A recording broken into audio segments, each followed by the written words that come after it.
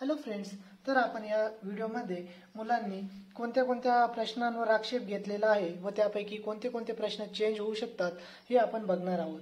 तर जो पहिला प्रश्न आहे जो खूप गाजला तो म्हणजे 1857चा उठाव। त्यामध्ये कानपूर येथील नेतृत्व कोणी केले?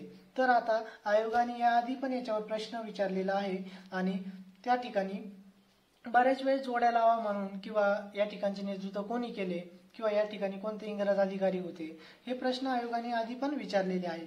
आणि ज्या वेळेस ते प्रश्न विचारले होते त्यावेळेस तात्या टोपे यांचं उत्तर ग्वालेर आणि नानासाहेब पेशवे यांचं कानपूर असे उत्तर दिलेले आहे। आणि आपल्याला सर्वांना बऱ्यापैकी ज्या मुलांनी अभ्यास केलेला आहे त्यांनी याचं उत्तर नानासाहेबच दिलेलं आहे, कारण की कानपूरचं नेतृत्व हे नानासाहेब पेशव्यांनीच केलं होतं। मुळात कानपूरचं नेतृत्व म्हणजे हे सर्वात मोठं एक केंद्र होतं 1857 साठी। यांनीच 31 मे 1857 या रोजी सर्वांनी उठाव करायची अशी तारीख नानासाहेब पेशव्यांनी ठरवली होती आणि त्या कानपूरचं नेतृत्व नानासाहेब पेशवे यांच्याकडे होते। त्यामुळे मला तर याच्यामध्ये वाटत नाही की आयोग काहीही बदल करेल किंवा या प्रश्नाला रद्द करेल। त्याच्यामुळे जर तुम्ही याचे मार्क्स वाढवले असतील तर याच्यावर तुम्ही विसंबून राहू नका। त्याच्यानंतर दुसरा प्रश्न आहे मुलांनी आक्षेप घेतलेला तो म्हणजे आता बघा इथं धारासरा सत्याग्रह या ठिकाणी कस्तुरबा गांधी पण होते असं त्यांनी विचारलेलं किंवा अशी पण त्यांनी प्रूफ पाठवलेली आहे। आता बघा हा जर प्रश्न आता हा प्रश्न कसा चुकायला पाहिजे, आपण एमपीएससीचा अभ्यास करतो बघा, सरोजिनी नायडू यांनी तर नेतृत्वच केलं होतं ना धारासरा सत्याग्रहाचं। त्यामुळे हा प्रश्नामध्ये किंवा आयोग काही एंटरटेन करेल असं मला तरी वाटत नाही। याचं उत्तर सरोजिनी नायडू हेच राहील। त्याच प्रकारे अजून त्यानंतर या ठिकाणी टॅक्सेसचा प्रश्न होता, सल्तनतच्या टॅक्सेसचा। याच्यामध्ये आता मी पण जमीनदार हा शब्द न वाचल्यामुळे मी पण जिजिया आणि शर्या टॅक्सला टिक करून आलेलो आहे, परंतु याचं उत्तर आयोगाने खिराज आणि जकात दिलेलं आहे। परंतु बऱ्याच सोर्सेसमध्ये खिराज आणि जकात हे जे आहे ते एक धार्मिक कर आहे, जमीनदारांकडून घेतले जाणारे कर नसून एक धार्मिक प्रकारचे कर आहे असा उल्लेख आहे। जर यासाठी मुलांनी जर सोर्सेस पाठवले तर आयोग या प्रश्नाला कॅन्सल करू शकतो। याचे कॅन्सल होण्याचे चान्सेस हे 90% एवढे आहे मला तरी वाटतं। त्यानंतर बघा आता याच्यानंतर इतिहासामध्ये तर असे प्रश्न नाही आले। त्यानंतर आता भूगोलमध्ये जिओग्राफीमध्ये बघा आता हा एक डिस्पर्स सेटलमेंटचा प्रश्न आहे। डिस्पर्स सेटलमेंट मध्ये बघा तीन विधानं दिलेली आहे त्यांनी आणि त्या 3 विधानांपैकी कोणते बरोबर आहे किंवा कोणते विखुरलेल्या वसाहतीसाठी बरोबर आहे। आता मी देखील ABC हेच ऑप्शन मारून आलेलो आहे, कारण त्यांनी इथं रस्ते आणि रेल्वे मार्गामुळे विस्थापित विखुरलेल्या वस्ती असतात हे आयोगाने चूक दिलेले आहे। परंतु माझं असं वैयक्तिक मत आहे की रस्ते आणि रेल्वे मार्ग हे डोंगर भागातून गेल्यानंतर त्या ठिकाणचे जे राहणारे लोक आहे त्यांना विस्थापित करावं लागतं आणि ते विस्थापित त्याच्या आजूबाजूलाच कुठेतरी होतात आणि हे त्यामुळे देखील डिस्पर्स सेटलमेंट एक इनडायरेक्टली होऊ शकते। त्यामुळे मी त्याला एक करेक्ट करून आलेलो आहे। याच्यावर ऑब्जेक्शन घेतलेलं आहे, परंतु याच्यामध्ये मला पण 50-50% चान्सेस वाटतात, म्हणजे बदलू शकतं किंवा बदलू पण शकत नाही। आयोग कसे आता आपल्याला माहितीच आहे मागच्या याच्यावरून अनुभवावरून। त्याच्यानंतर आता बघा या ठिकाणी महाराष्ट्रामधील जलप्रणालीवर प्रश्न आलेला आहे। आता बघा जे हुशार विद्यार्थी किंवा ज्यांनी खूप अभ्यास केलेला आहे त्यांना माहिती आहे महाराष्ट्रामध्ये 4 प्रकारची जलप्रणाली आहे, ती म्हणजे वृक्षाकार, समांतर, अनिश्चित आणि एक केंद्रत्यागी। जाळीदार किंवा ट्रेलिस ड्रेनेज आतापर्यंत तरी माझ्या वाचण्यात नाही आलं किंवा ही महाराष्ट्रामध्ये आढळते म्हणून। त्यामुळे याच्यावर देखील बरेच मुलांनी ऑब्जेक्शन घेतलेले आहे व माजिद हुसेन वगैरे हे जिओग्राफीचे सोर्सेस पाठवलेले आहे, परंतु चेंज व्हावा असं मला वाटतं। पण आयोग याच्यावर चेंज करेल का नाही हे देखील 50-50% आहे, म्हणजे आयोगाच्या मनावर राहील ते चेंज करायचं का नाही। पण मला तरी वाटतंय हा प्रश्न चेंज करून द्यायला हवा। त्यानंतर बघा आता इथे नाही ऑब्जेक्शन, इथं पण नाहीये। आता हा प्रश्न बघा, आता या ठिकाणी आयोगाने वरील ऑल दी अबव आन्सर दिलेले आहे, परंतु आपण काय केलेलं असतं आपल्याला हे लिंग गुणोत्तर फिक्स माहिती असतं हे 929 आहे म्हणून, परंतु हे कोणी बघत नाही। परंतु आता हे 925 हे टेंटेटिव्ह डाटानुसार किंवा प्रोव्हिजनल डाटानुसार होतं आणि हे 82.91 हे देखील प्रोव्हिजनल डाटामुळे होतं. तर आता आयोग इथे दोन प्रकारचे म्हणजे दोन गोष्टी करू शकतो. एक तर याला कॅन्सल करू शकतो किंवा याला चेंज करू शकतो, परंतु आहे तेच उत्तर नाही ठेवू शकत.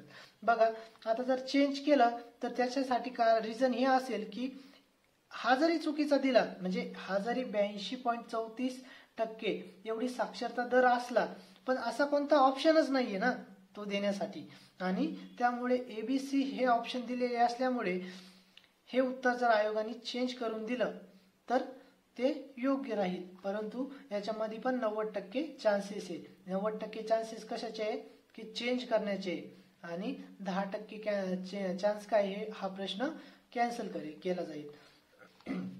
त्यानंतर अजून बघा आक्षेप घेतलेले प्रश्न. आता हे बघा हे असे म्हणे 12 नॉटिकल माइल्स आहे, कुठून किनारपट्टीपासूनच आहे का आणखी कोणत्या ठिकाणापासून आहे, हे असे छोट्या छोट्या गोष्टीला आयोग एंटरटेन करत नसतं.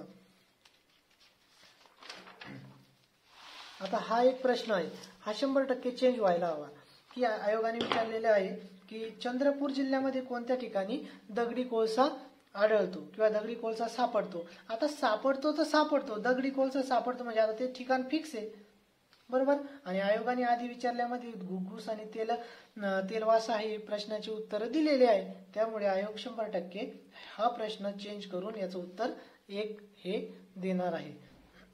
त्याच्यामुळे याच्यावर तुम्ही 2.5 ऍड करू शकता म्हणजे बिंदासपणे. त्यानंतर आता हा या प्रश्नावर देखील ऑब्जेक्शन घेतलेलं आहे. पॅन आता इथं कसं आहे बघा, पॅन जर फॉर्म करायचा असेल तर नायट्रोजन ऑक्साईड आणि व्होलाटाईल ऑर्गॅनिक कंपाऊंड्स या दोघांची गरज असते. पण आता हे कसं आहे, इथं नायट्रोजन ऑक्साईड दिलं आणि इथं हायड्रोकार्बन्स दिलं आणि व्होलाटाईल ऑर्गॅनिक कंपाऊंड वरती दिलं. आता बघा तसं बघितलं गेलं तर कार्बन मोनॉक्साईड आणि व्होलाटाईल ऑर्गॅनिक कंपाऊंड हे देखील पॅन फॉर्म करू शकतात, पण त्याला नायट्रोजन ऑक्साईडची गरज असते.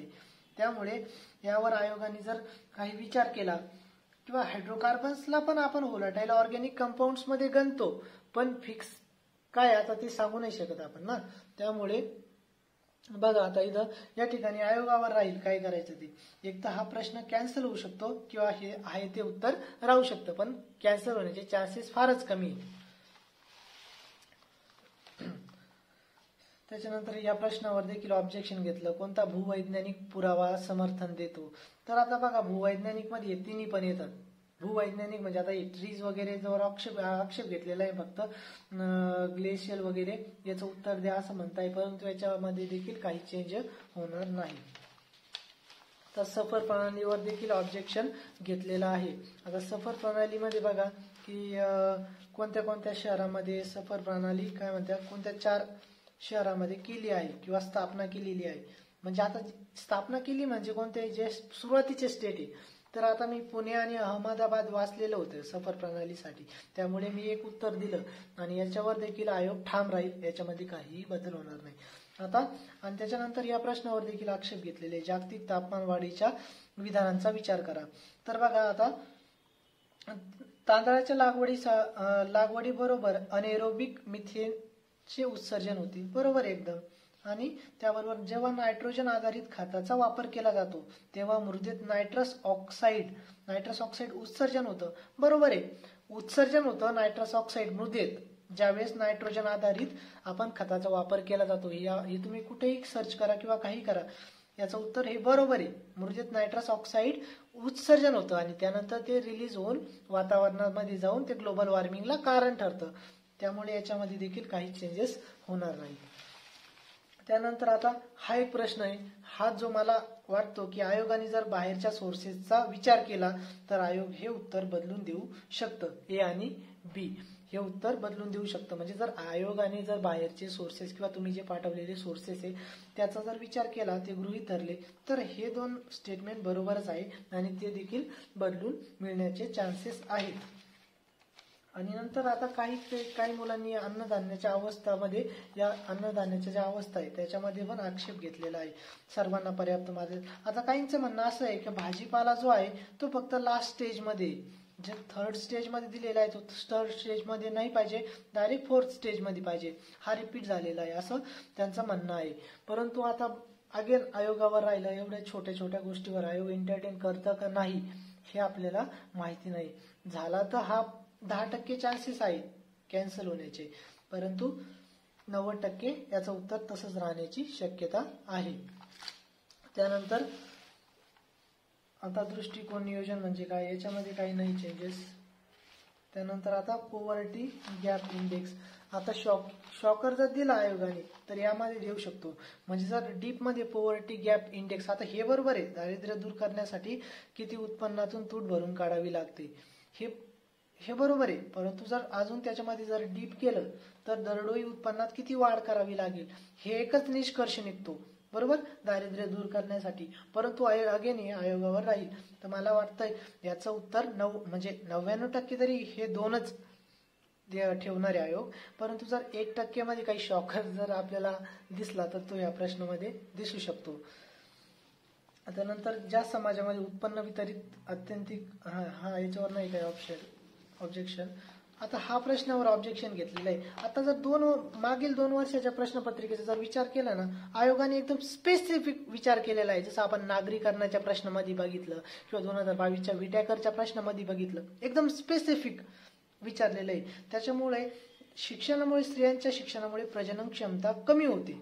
त्याचं कारण डायरेक्ट आहे. कारण की शिक्षण घेतल्यानंतर गर्भनिरोधक विषयी अधिक ग्रहणक्षम बनतात. डायरेक्ट उत्तर आहे. त्यामुळे काय होतं, प्रजनन क्षमता कमी होती. आता स्त्रियांची आर्थिक स्थिती सुधारते, मग स्त्रियांना असं म्हणजे फायनान्शियल फ्री होतात, मग ते कुटुंब नियोजन करू लागतात. हे म्हणजे इनडायरेक्टली फार त्याला पण एकदम प्रोसेस आहे की म्हणजे हे झाल्यानंतर ते होऊन मग त्यानंतर इनडायरेक्टली काय होईल की प्रजनन क्षमता कमी होईल. त्याच्यामुळे याच्यामध्ये देखील काही चेंजेस होणार नाही. केवळ सी त्याचं उत्तर राहणार आहे. त्यानंतर आता बघा, याच्यामध्ये 12वी पंचवार्षिक योजनेमध्ये काहींचं म्हणणं असं आहे का हे 4.5 ते 5.5% एवढं आहे बऱ्याचशा सोर्समध्ये. त्यामुळे आता याच्यावर बी देखील या आयोगाने जर ते ऍक्सेप्ट केलं तर आयोग हे उत्तर चेंज करून देऊ शकतं, 4.5 ते 5.5%. त्यानंतर बघा आता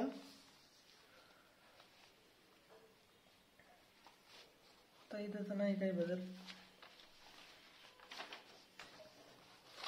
ग्रॅव्हिटीचा प्रश्न आहे, याच्यामध्ये पण काही चेंज होणार नाही. हे आता बऱ्याच एक्झाम मध्ये विचारलेला प्रश्न आहे की किती त्वरण किती असते किंवा ऍक्सेलरेशन ड्यू टू ग्रॅव्हिटीच असते. कोणती वस्तू जागेवर जरी स्थिर असली तरी तिचं ऍक्सेलरेशन ड्यू टू ग्रॅव्हिटीच असते. त्याच्यामध्ये चेंज होणार नाही, याच्यामध्ये काही चेंज होणार नाही. त्यानंतर बायोफायटर इकडे पण नाही काही. आता हा प्रश्न महत्वाचा आहे. आता यामध्ये बघा, जर बऱ्याच मुलांचं असं म्हणणं आहे की ज्या सगळ्यात एवढ्या ज्या मांडलेल्या आहे थेरी या सर्व स्लेडेन आणि श्वान यांच्या आहे. पण बघा मुलांनो, जर आता नवीन पेशी इथं आता त्यांच्या जर शिल्डेन आणि श्वान यांच्या सिद्धांतामध्ये काय होतं, all cells are made up from pre existing cells, but Schleiden and Schwann is unable to explain that how new cells are formed. Then Rudolf Virchow जो आहे तो आला, त्यानंतर त्याने सांगितलं की जे न्यू सेल्स आहे त्या पण प्री एक्झिस्टिंग सेल्स पासून फॉर्म होतात. म्हणजे ही थेरी कोणाची आहे, न्यू सेल्स, ही थेरी आहे रुडॉल्फ विर्शोची. त्यामुळे ACD हे उत्तर आयोगाने बदलून द्यायला हवे. याचे 99% चान्सेस आहे की आयोग याचं उत्तर बदलून देईल. आणि आता एक क्लासेसचा प्रश्न आहे.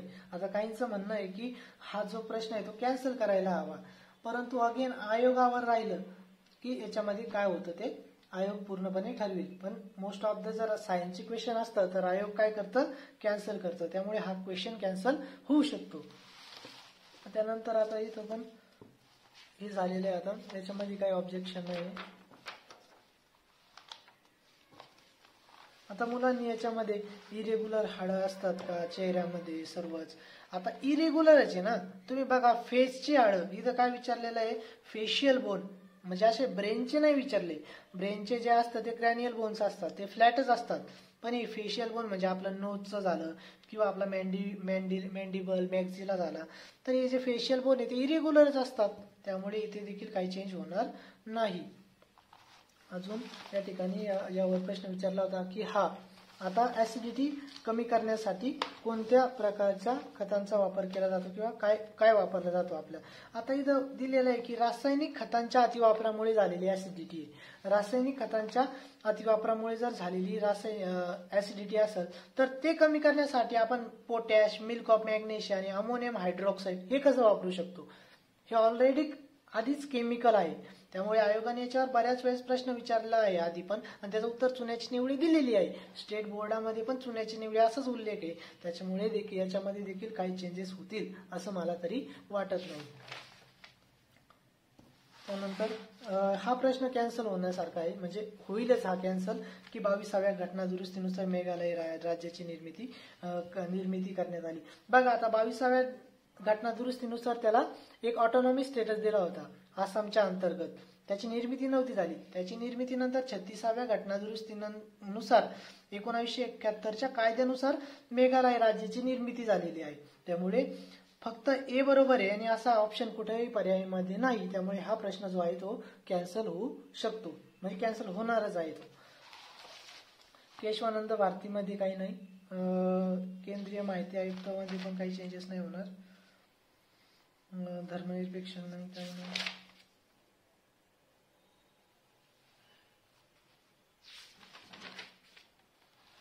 आता बोंबाई खटल्याचा प्रश्न आहे. आता आयोगाने हे PYQ मध्ये किती वेळेस विचारले की विधानसभा बरखास्त करण्यासाठी संसदेची मान्यता लागते. बरखास्त करण्यासाठी आता हे स्टेटमेंट क्लिअरली विचारलेलं आहे आणि जजमेंट मध्ये पण बोंबाई खटल्याचं असंच दिलेलं आहे स्टेटमेंट. कशावरून चेंज होईल ते? अजिबात ते चेंज होणार नाही, त्याच्यामुळे याच्या भरोशावर तुम्ही बसू नका. आता इथं कर्पुरी ठाकूर यांचा प्रश्न आहे. हा प्रश्न फिक्स कॅन्सल होईल असं मला तरी वाटतंय, कारण की जे बिहारचे पहिले गैर काँग्रेसी मुख्यमंत्री होते ते महामाया प्रसाद सिन्हा हे होते. 1967 साली 1 वर्षासाठी होते. त्यांच्यानंतर देखील गैर काँग्रेसी मुख्यमंत्री होते 2-3, म्हणजे त्याला काँग्रेसचा सपोर्ट होता, परंतु ते काँग्रेसशी बिलॉंग करीत नव्हते.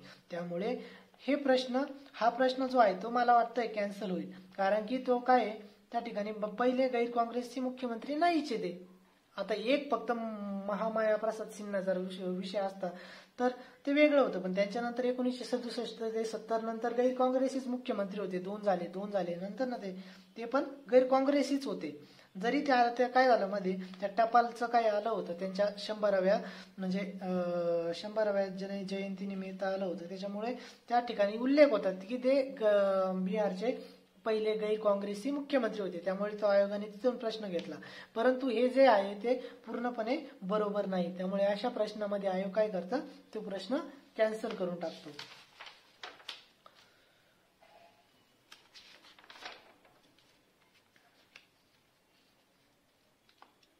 आता 5 आयज अलायन्स, आता हा प्रश्न आहे. याच्यामध्ये असं म्हणणं आलं की कॅनडा ऑप्शन नाही. आता नाही ऑप्शन तर काय, जिथं 5 आईज या युतीमध्ये खालीलपैकी कोणत्या देशांचा समावेश होतो. आता 5 आईज मध्ये कोणत्या देशाचा समावेश होतो ते तुम्ही याच्यातून बघा ना. Britain, New Zealand, Australia. इथं जे दिलेले ऑप्शन हे तर 4 आहे ना. मग हा पर्याय बरोबर ठरतो. त्याच्यानुसार काय म्हणता, कॅनडाच नाही आणि ब्रिटनच आहे. अशा प्रश्नाला आयोग एंटरटेन करत नाही आणि याच्यामध्ये काही बदल होणार नाही. याच्यामध्ये पण नाही काही बदल, याचा पण काही बदल होणार नाही. आता नर्गिस मोहम्मदीचा प्रश्न आता फॅक्ट आहे, माझा पण चुकलेला आहे. मी पण ऑल ऑफ दी अबाव केलं होतं, मला माहित नव्हतं एक्झॅक्ट 2003 आहे का 2004 आहे. त्याच्यामुळे सर्वांनीच ते सर्व बरोबर घेऊन गेले व याचं उत्तर सर्वांचं चुकलेलं आहे जवळपास. त्यानंतर हा एक सौर योजनेचा प्रश्न आहे. आता मला तर याच्यामध्ये काय आयडिया नाही काय होऊ शकतं. याच्यामध्ये जर 2.0 ची जी स्कीम आहे 2.0 ची, त्याच्यामध्ये जर त्यांनी जर त्याच्यानुसार विचारलं असेल तर बरोबर येऊ शकतं, परंतु त्याच्यानुसार जर विचारलं नसेल तर आयोगाने जे उत्तर दिलेलं आहे ते कायम राहील असं मला तरी वाटतं. तर आता